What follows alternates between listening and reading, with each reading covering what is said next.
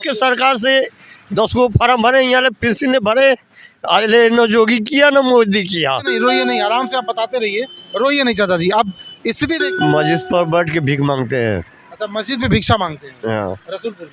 रसूलपुर में देहात में 1 20 देते हैं तो 10 सिक्योरिटी खा जाता, 10 प्रधान खा जाता, 1 लाख जनता को मिलेगा तो 1 लाख में कौन घर बनवाएगा। इस वक्त हम दौरपार चौराहे पे मौजूद हैं और हमारे साथ एक ऐसे सज्जन हैं जिनके मेहनत के बारे में, परिश्रम के बारे में सुन करके आप हैरान हो जाएंगे। ये गोरखनाथ से निकल करके आजमगढ़ जा रहे हैं और आप इनकी गाड़ी देख सकते हैं। इसी ट्राईसाइकिल से ये आजमगढ़ तक की यात्रा तय करेंगे। गोरखनाथ से निकले हैं और अभी दौरपार चौराहे पे पहुँचे हैं। हमारी चाचा जी से बात होने लगी है, आइए इनके बारे में कुछ जानते हैं। आप चाचा जी निवासी कहाँ के हैं? हम नरे गाँव गंगा थाना बासवासी नरे। अभी आप गोरखनाथ से निकल करके आ रहे हैं और कहाँ तक जाएंगे? हम जाएंगे आजमगढ़, उससे पहले दोहरी घाट से आजमगढ़ पड़ता है। जी। वो दोहरी घाट से आजमगढ़ के बीच में एक थाना है, हाँ। वहीं एक बंद है, सांप दिखा रहा था, दवा बेच रहा था, अच्छा, उसके चक्कर में हम जा रहे हैं। मतलब वो सांप की दवा ववा बेचते थे तो उन्हें पुलिस वालों ने पकड़ लिया है, तो उनको छुड़ाने या उनसे मिलने आप जा रहे हैं? हाँ, उससे मिलने जा रहे हैं। वो कौन है? वो हमारे मौसी का लड़का है। तो आप करते क्या हैं? हम रोड पर बैठ के भीख मांगते हैं। अच्छा, पहले ड्राइवरी करते थे, गोड़ टूट गया, भीख मांगते हैं। पैर भी आपका चोट लगा, ये तमाम राड रोड सैंडल वैंडल पहना है आपने, क्या हुआ था? हम ये रोड के ड्राइवर हैं। अच्छा, 1988 के हम ड्राइवर हैं।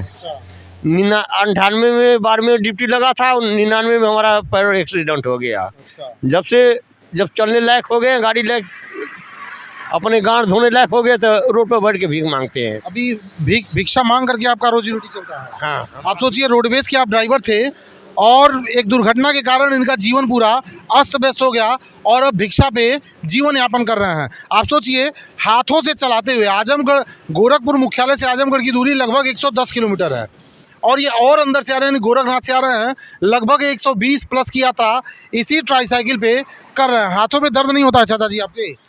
हाथों दोनों गायब है तो क्या दर्द होगा? अच्छा, जब हाथ सहेगा तब ना दर्द रहेगा। इसमें राड है, ये यहाँ से गायब है, ये दोनों इधर से गायब है। तो इतना बड़ा दुर्घटना उसी एक्सीडेंट में सब हुआ था साहब? और कैसे लड़ी थी गाड़ी, कहाँ पे? ये रोडवेज में मार दिया था, बेलीपाड़ थाना पर। अच्छा, मतलब दोनों बसें आपस में टकरा गई थी?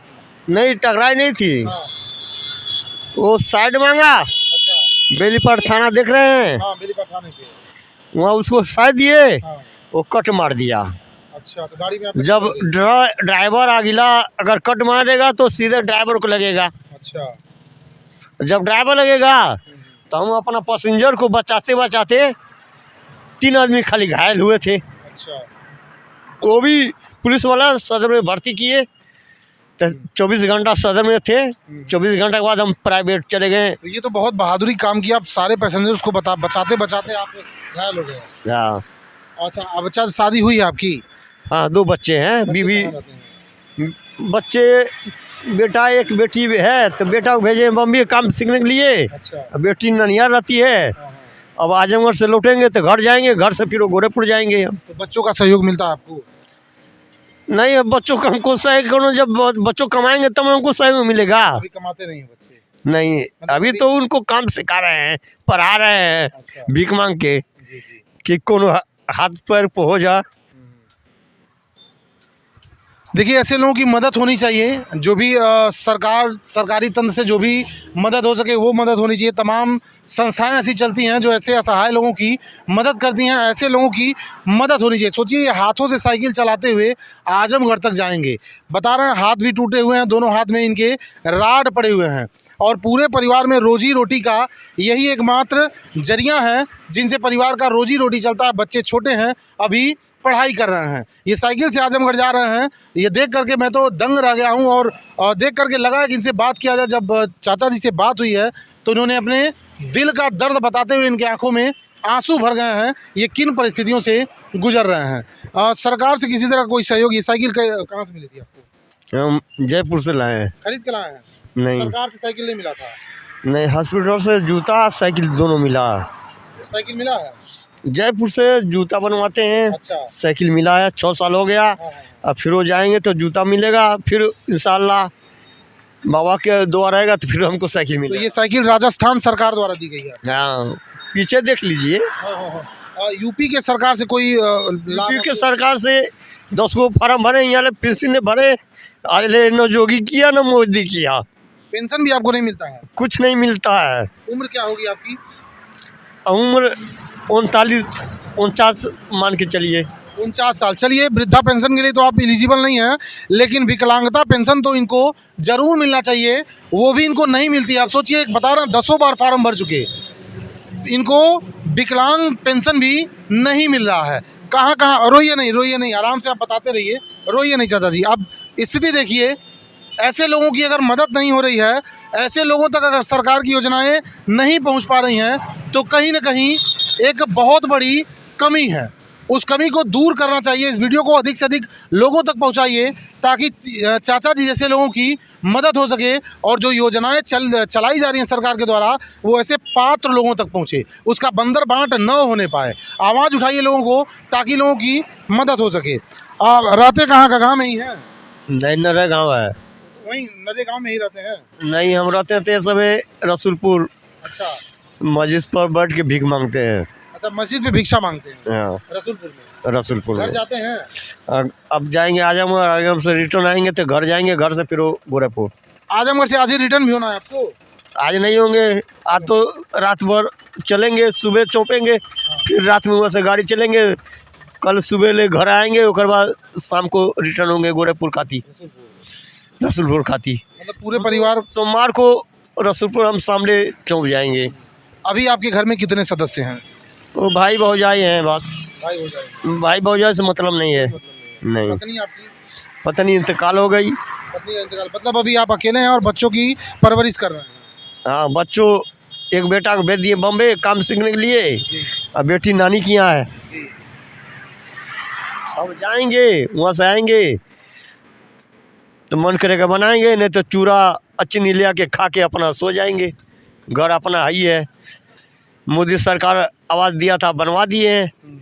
1,20,000 दिया तो 1 लाख हमको मिला, 20,000 प्रधान 80 करोड़ लोग खा गए, बाकी कर्जा लेके बनवाए। अभी 50,000 रुपया हमको कर्जा देना है। हम उसके चक्कर में कि कैसे कर्जा हमारा ख़त्म हो जाए, जो घर बनवाए उसके चक्कर में हम भीख मांग रहे हैं। भिक्षा ही मांग के गुजर बसर हो रहा है।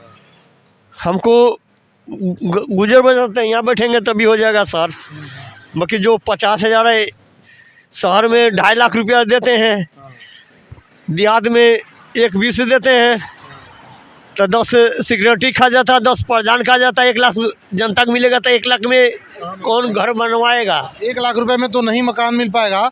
बहरहाल ये एक सहयोग राशि होती है, सरकार द्वारा मुहैया कराई जाती है, राज्य सरकार द्वारा 1,20,000 रुपये, ताकि आप थोड़ा सा और लगा करके उसमें अपना एक रहने के लिए मुकम्मल व्यवस्था कर सकें।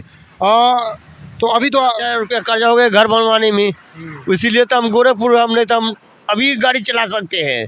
ये आपका 4 रुपया है, 10 किलोमीटर चला सकते हैं बिना गोर के। अच्छा, उससे बेसी नहीं चला पाएंगे, उससे ज़्यादा नहीं चला पाएंगे। जितना हिम्मत करेगा उतना। रोडवेज का बस चलाते थे आप, तो रोडवेज से नहीं कुछ पैसा वैसा मिला था? नहीं, कुछ नहीं मिला। कोई पैसा नहीं मिला? क्यों? ऐसे संविदा पे थे क्या आप? नहीं, हम नौकरी करते थे नैनीताल, अच्छा। वहाँ से ज्वाइन हुआ गोरखपुर कचहरी रोजवेज में। हाँ।